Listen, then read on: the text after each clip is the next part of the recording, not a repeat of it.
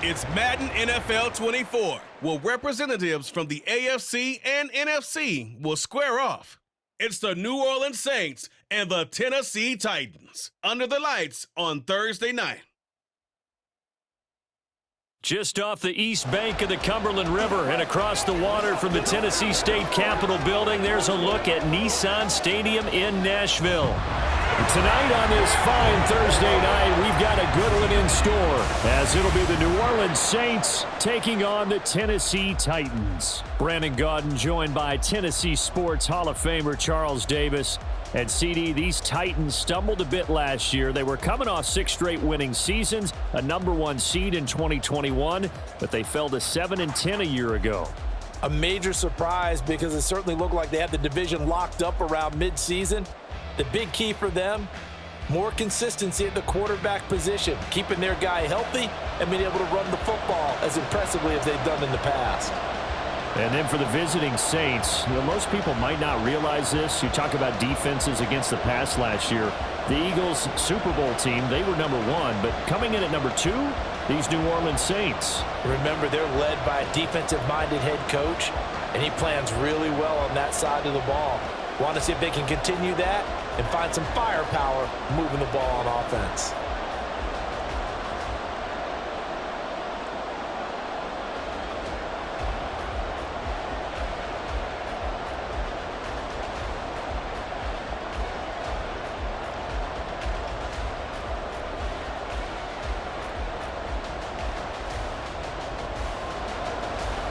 There's the Titan kick team as they run up and send this one away.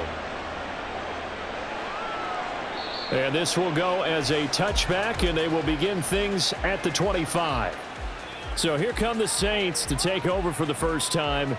And here's the new man under center after 9 seasons as a Raider. Derek Carr is the guy.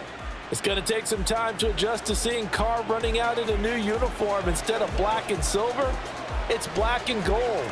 35,000 yards and over 200 touchdowns with the Raiders. The Saints more than willing to let him air it out all game long to a talented group of pass catchers in the Big Easy. They come up with exactly 1 minute to go in this first quarter. A former Volunteer back in Tennessee, it's Alvin Kamara. And he is going to be stopped cold behind the line of scrimmage. It'll go as a loss of a yard on the game's first play. Second down. Sometimes I think cornerbacks can benefit from the fact that quarterbacks might just forget about the idea that they might be near the line of scrimmage.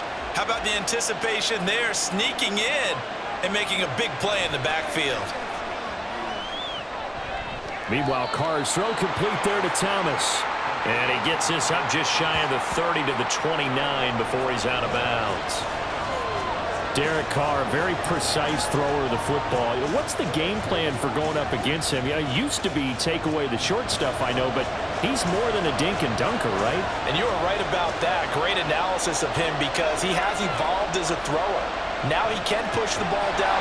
And the Titan defense steps up here, and down he goes. Azeez Al-Shaair with a big-time sack on third down. It's a loss of 7.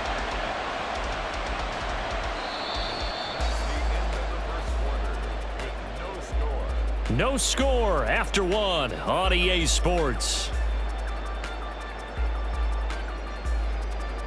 The Saints with a football here to begin quarter number 2. The Saints going to send out Blake Gillikin to punt on 4th down here.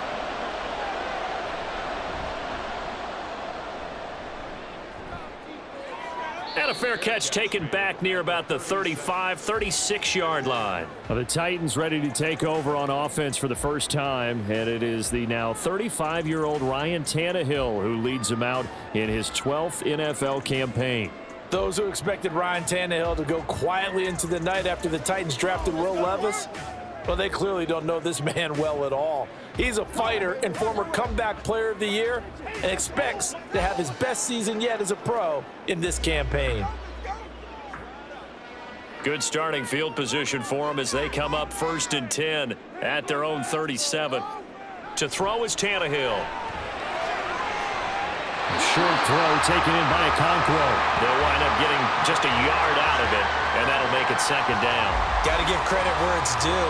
Really nice defense on that play. The pitch and catch was successful, but not any run after it. 38-yard line, 2nd and 9.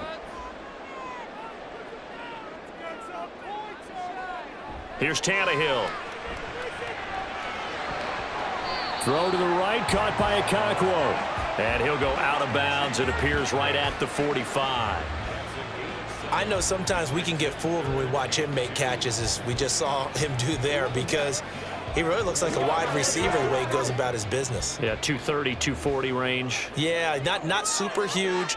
Maybe not counted on to be that inline point-of-attack blocker that we used to have in the good old days, but you can flex him out. You can run wide receiver routes with him. You can make him a primary target, and that's how he'll shred a defense.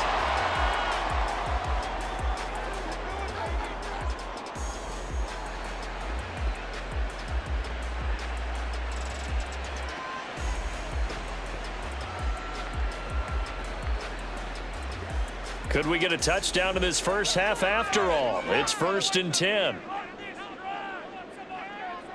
Tannehill. And he slides and covers up at the end as he's going to be able to pick up decent yardage. Now Tennessee going to use the second of their timeouts, as it'll come with 36 ticks to go in half number 1.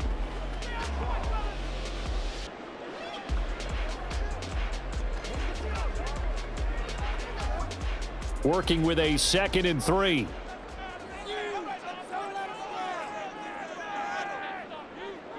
Here's Tannehill. Throw left side complete. That's Phillips. He's got his first catch here before halftime, and it goes for a first down.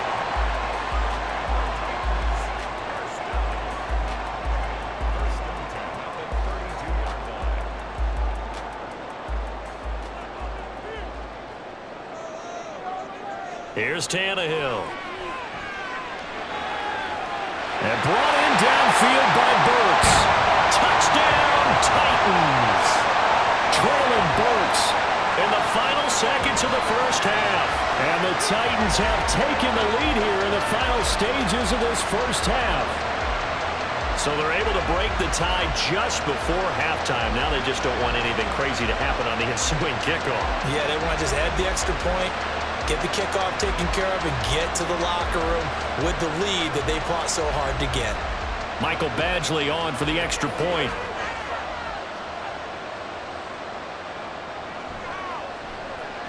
And this is good. Our score, 7-0 Tennessee. So the drive there took 6 plays. And it was Traylon Burks capping things off with a touchdown catch.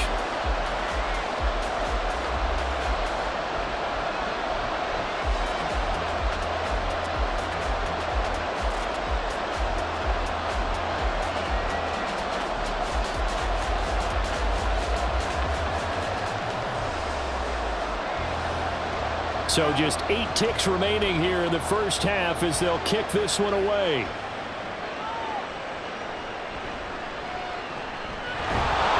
And he'll go down as this drive will start at the 25-yard line.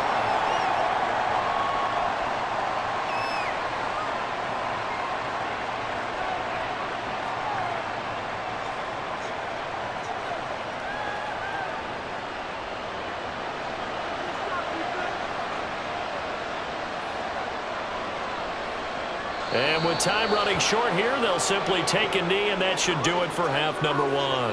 So we've reached halftime with just the lone touchdown here. 7-0 is our score. As we'll head down to Orlando, that's where we find our man Jonathan Coachman at our EA Sports Halftime Report. Coach. Okay, Brandon, thanks very much, and welcoming everyone to our downtown Orlando studios in this EA Sports Halftime Report.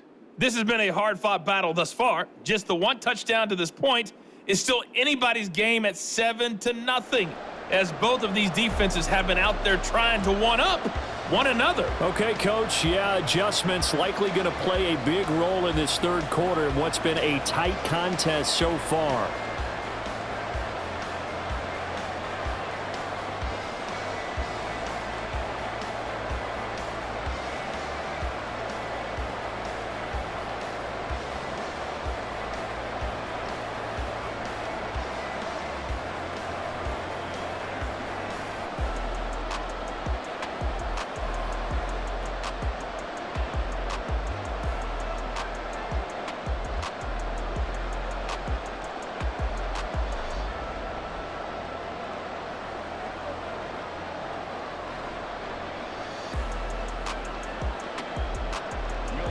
Just the one touchdown in that first half. 7-0 our score as we get going in quarter number 3.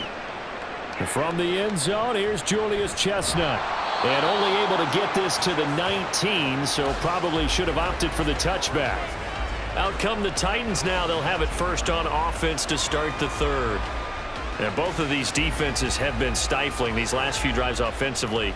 Just not able to get anything going, so what needs to change? I think a lot of the guys will go back and review, so to speak, because everyone has someone assigned to how did each play work. Okay, what did we use that kind of worked for us during this game? Try and get back to some of those plays, as well as the possibility of showing something you haven't shown already in this game and trying to change things up. We'll see if they take the advice of Mr. Davis. And now a throw on first down there, but it's incomplete. Right now, the story of this game continuing to be the defenses, because the offenses, they're finding it difficult to establish any rhythm whatsoever. I like how you come to us in praise of defense, Brandon, because that's exactly right. That was an incompletion force there, but we've seen it throughout this game. Both of these defense coordinators, they're a step ahead of their offensive counterparts. And he stopped right at the 25 after a gain of 5. Now a timeout called for by the defense. It's just their first, so 2 remaining as they burn one here in this third quarter.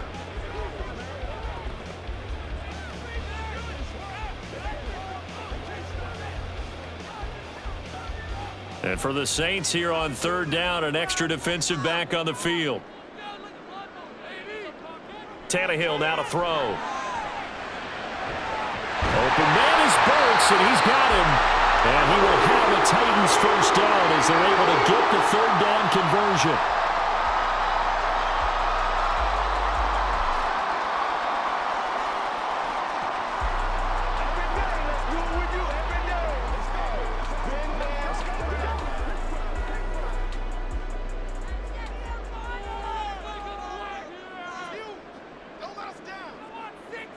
Now it's Tannehill. The catch made by DeAndre Hopkins. Now a timeout called for by the defense. So, boy, that's already the third they burned here. They are out of timeouts now before we've even hit the fourth quarter.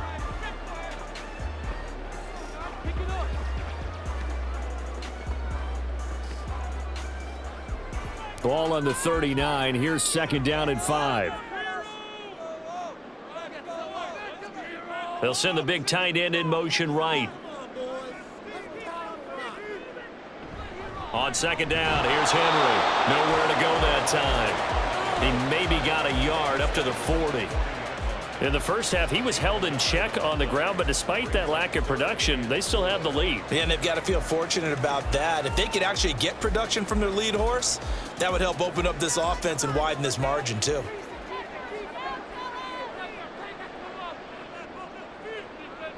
Out of the gun, Tannehill. And that is incomplete. And so many times we look at the opening drive of the third quarter as a tone setter, and many coaches do emphasize it. And that's a strong performance there defensively to force incompletion and, more importantly, force a quick punting situation. Here's Ryan Stonehouse now as he's on to punt for the first time tonight. He'll send this up into the Nashville skyline, and it's a good one. And he didn't quite have the backspin on that one. It hits at the 4 and continues into the end zone. It's a touchback.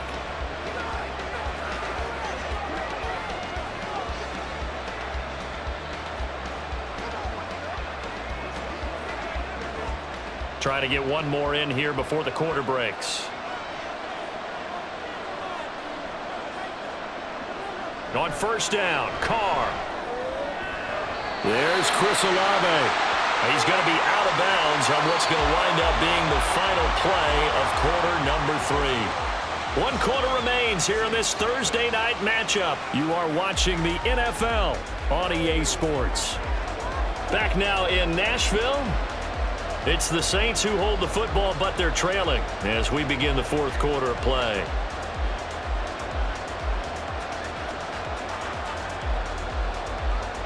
Here comes second down and 5.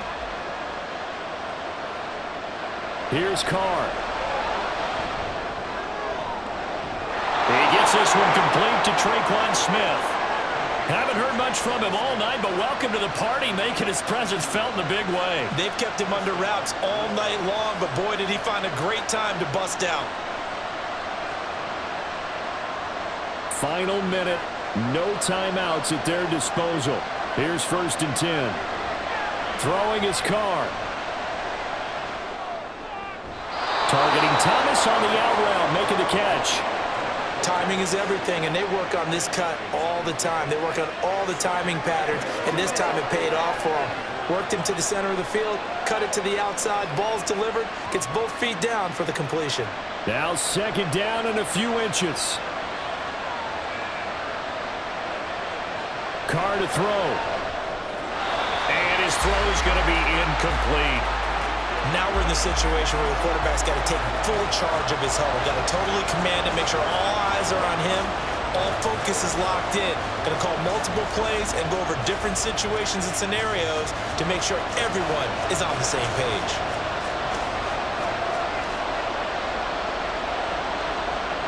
Now Carr. And we'll get this one underneath to Kamara. And he is going to have a Saints 1st down, and comfortably so, as he gets 5 there on 3rd and a yard. I'm starting to wonder here, are they trying to prevent winning? Because right now, they're laying back and they're picking them apart, moving the ball downfield. I think they got to start bringing a little pressure towards the quarterback. One final try now for Carr. This is Smith with a grab. He's still on his feet, and he's in for the touchdown with the clock reading triple zeros. And the extra point, if they hit it, will send this thing to overtime. Brandon, we've seen this many times before. They've got the momentum. They just scored. Go for 2 and end this thing now. Now for the all-critical extra point. He's got it. No problems there. The extra point up and good, and we are headed to overtime. And we need overtime to decide this one after 4 quarters of play. We're all even. The extra session in a moment. This is the NFL on EA Sports.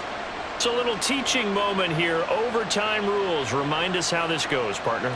Okay, so in the past, we had sudden death. First team to score wins, but no longer. Now, if the team receives the ball, scores a touchdown, they win the game. If they kick a field goal, though, or don't score, the other team gets a possession. And after both teams get a possession, then we're into sudden death. First team to score wins the game.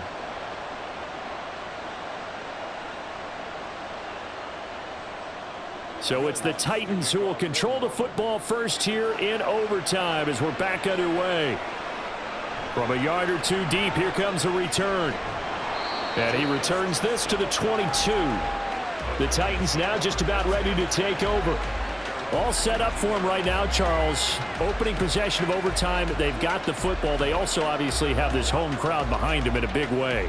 They get that extra energy from them, but they've got to be careful not to let that adrenaline get away from them and play too fast or create errors of their own making. Use that energy, embrace it, but make sure they channel it the right way. They've got a chance to go downfield, score a touchdown, and end this game. Now Tannehill. He's got Henry, and he'll get this up past the 25 before he's out of bounds. Just about every quarterback is trained to really look downfield first before you come back and make a nice, safe throw. And in this case, that's exactly what he did. Found his running back, let him create some space, and it turned out to be a nice play for the offense. Tannehill going to turn and give this to Henry. And he'll get it up to the 33-yard line. Now a timeout called for by the offense. They'll be down to just 1 remaining as we step aside here in overtime. Another powerful run and another workhorse season in the books for Henry. Let's take a peek at his numbers.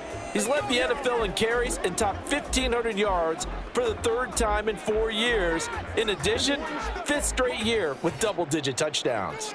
So they'll come up 1st and 10 now from the 33. They'll run it again with Henry. Takes this one across the 35 to the 36, a gain of about 4.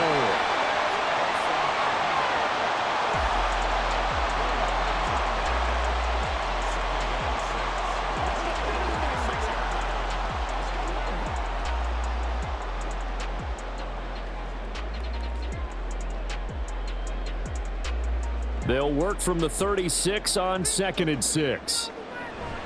Running from the gun with Henry. And this winds up a pickup of 2, maybe 2.5 to about the 39. And the big fella stuffed that one up in a big way. I think doubling him has to be a priority because you can't move up to the next level if you don't take care of him first. Now hold everything here. We're going to get a timeout by the offense. It'll be their second and final timeout, remember, here in overtime. We'll be back.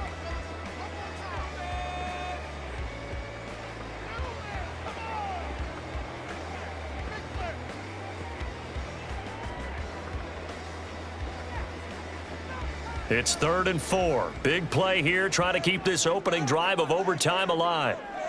Tannehill.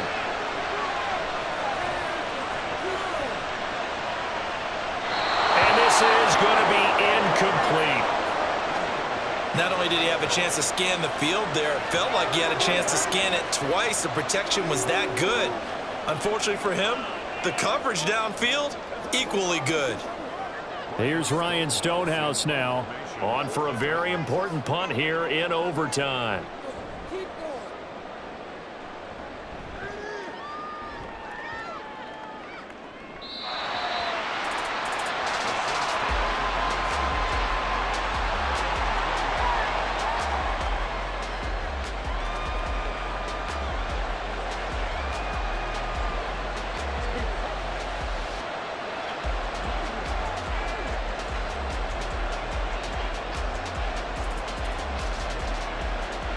The Saints offense on the field, ready to get their drive started.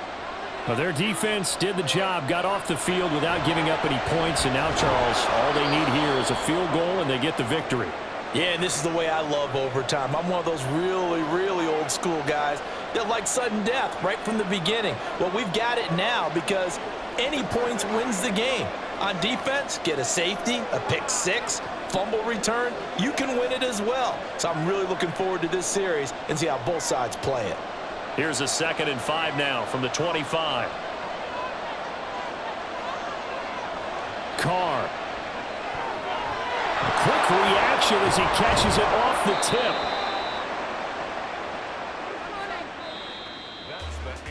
One overtime. How about 2? We need another. We're still even. We'll switch sides and have that second overtime in just a moment.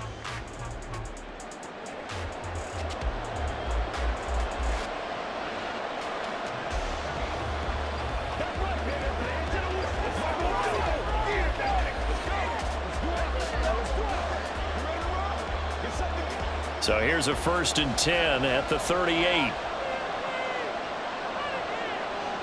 Now Carr. Connecting with Johnson. Completion was given up, but that's why you play zone defense, so that you can have people around the ball when it's caught, and you don't give up much run after the catch.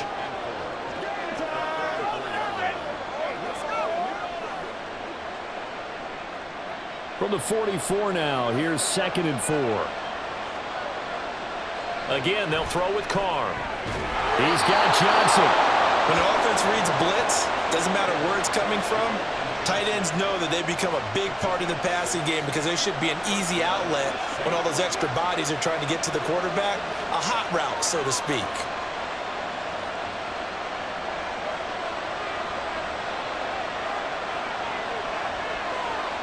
From midfield, here's Carr.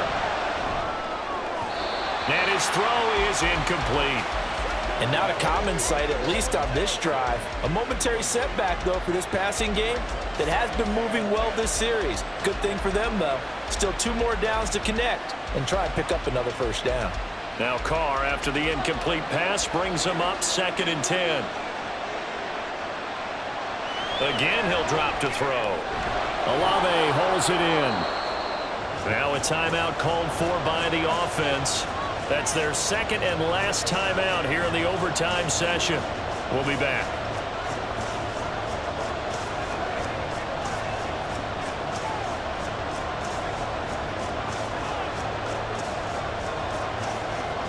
Here's the 7th play of this drive. This is 3rd and 4.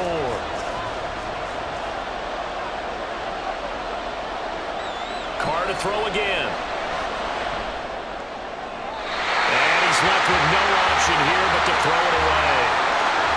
Sometimes the game is pretty simple. Put a few extra defensive backs on the field, give them nowhere to throw the football, force the incompletion, and get off the field on third down. A big call here in overtime. They're going for it on fourth down. They'll go for it. It's Carr.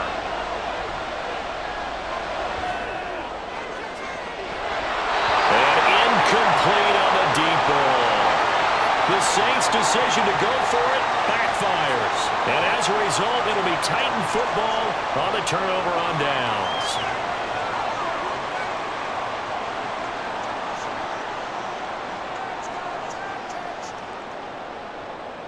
Tennessee offense about set and ready to go.